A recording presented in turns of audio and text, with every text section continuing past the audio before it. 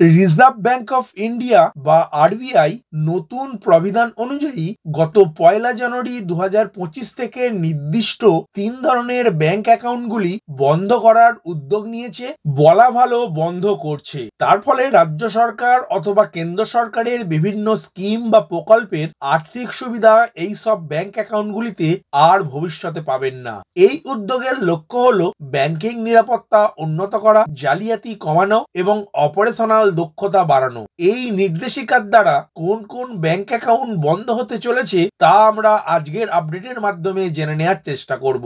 নমস্কার বন্ধু, আপনি দেখছেন আপনার প্রিয় চ্যানেল কুন্ডু টেলিকম, সাথে আমি অনিমেষ। আপনার কাছে ছোট্ট অনুরোধ, আপনি এই চ্যানেলে নতুন হলে সাবস্ক্রাইব করবেন চ্যানেলটিকে এবং অল নোটিফিকেশন বাটন অন করে রাখবেন এই পরিবারের নতুন নতুন আজকের আপডেট সবার আগে জানতে। ভিডিওটি আপনার কোনো উপকারে এলে অবশ্যই লাইক করবেন। চলুন শুরু করা যাক আজকের আপডেটটি।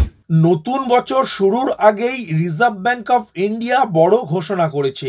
ব্যাংকিং সিস্টেমকে আরো নিরাপদ ও কার্যকর করার লক্ষ্যে কেন্দ্রীয় ব্যাংক কিছু নতুন নিয়ম কার্যকর করতে চলেছে। এর ফলে গত 1 জানুয়ারি থেকে দেশের কোটি কোটি গ্রাহকদের 3 ধরনের ব্যাংক অ্যাকাউন্ট বন্ধ করে দেওয়া হবে। এই নির্দেশিকাগুলি বিশেষত নিষ্ক্রিয় বা ডরম্যাট অ্যাকাউন্ট, দীর্ঘদিন ধরে ব্যবহার হয়নি এমন অ্যাকাউন্ট অর্থাৎ ইনঅ্যাক্টিভ অ্যাকাউন্ট এবং জিরো ব্যালেন্স অ্যাকাউন্টের জন্য।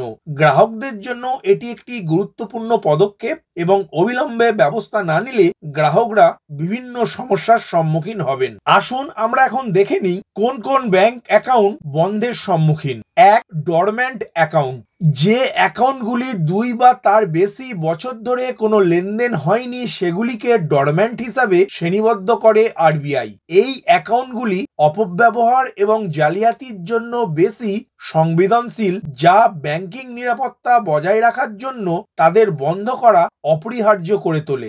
2. Inactive account. যদি কোনো অ্যাকাউন্টে 12 মাসের বেশি সময় ধরে কোনো লেনদেন না থাকে তাহলে সেটি নিষ্ক্রিয় বা ইনঅ্যাক্টিভ অ্যাকাউন্ট বলে বিবেচিত হবে। অ্যাকাউন্ট বন্ধ হওয়া রোধ করতে অ্যাকাউন্টধারীকে কমপক্ষে বছরে একটি করে লেনদেন করে অ্যাকাউন্টটি পুনরায় সক্রিয় করতে হবে। 3.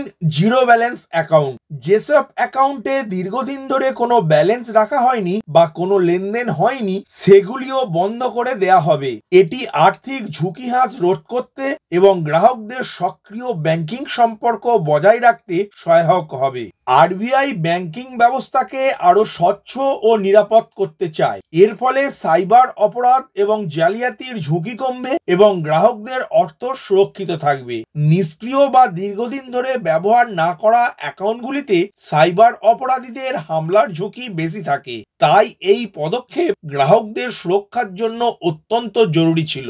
গ্রাহকরা নিজেদের অ্যাকাউন্ট সক্রিয় এবং খোলা রাখতে আরবিআই গ্রাহকদেরকে এই পদক্ষেপগুলি গ্রহণ করার পরামর্শ দিয়েছে। ইনঅ্যাক্টিভ অ্যাকাউন্টগুলি পুনরায় সক্রিয় করার জন্য যদি আপনার অ্যাকাউন্ট বিগত 12 মাসের বেশি সময় ধরে নিষ্ক্রিয় থাকে তবে এটি পুনরায় সক্রিয় করার জন্য একটি লেনদেন করুন ব্যাংকে গিয়ে। ডরম্যান্ট অ্যাকাউন্টগুলির জন্য কেওয়াইসি করুন। 2 বছর ধরে যেসব অ্যাকাউন্ট নিষ্ক্রিয় রয়েছে সেই সব অ্যাকাউন্টগুলি সক্রিয় করার জন্য ব্যাংকের শাখায় গিয়ে কেওয়াইসি করে পুনরায় সক্রিয় করুন। জিরো ব্যালেন্স অ্যাকাউন্টের জন্য একটি ইতিবাচক ভারসাম্য বজায় রাখুন, অর্থাৎ অ্যাকাউন্টগুলিকে সক্রিয় রাখার জন্য দীর্ঘ সময়ের জন্য শূন্য ব্যালেন্স না রেখে 500 অথবা 1000 টাকা রাখার চেষ্টা করুন। সুতরাং আজকের আপডেটের মাধ্যমে বুঝতে পারলেন যেসব অ্যাকাউন্টে গত 12 মাসের মধ্যে কোনো লেনদেন না হয় তাদের জন্য বছরে একটি করে অন্তত লেনদেন করুন এবং যেসব অ্যাকাউন্টগুলি একদম নিষ্ক্রিয় রয়েছে অর্থাৎ ডরম্যান্ট অ্যাকাউন্ট হিসাবে পরিণত হয়েছে সেগুলি ব্যাংকে গিয়ে কেওয়াইসি জমা দেওয়ার মাধ্যমে পুনরায় সক্রিয় করুন এবং যেসব ব্যক্তির জিরো ব্যালেন্স অ্যাকাউন্ট রয়েছে সেই সব অ্যাকাউন্টে অন্তত 500 বা 1000 টাকা রাখার চেষ্টা করুন। ভিডিওটি প্রথম থেকে শেষ পর্যন্ত দেখার জন্য ধন্যবাদ। এই ইনফরমেটিভ আজকের আপডেটটি আপনার বন্ধু ও পরিচিতদের জানাতে বেশি বেশি করে শেয়ার করবেন আর অবশ্যই কমেন্ট করবেন ভিডিও সম্বন্ধে আপনার কোনো ডাউট বা জিজ্ঞাসা থাকলে এবং আপনার কোনো মতামত জানাবেন। ভালো থাকবেন, সুস্থ থাকবেন।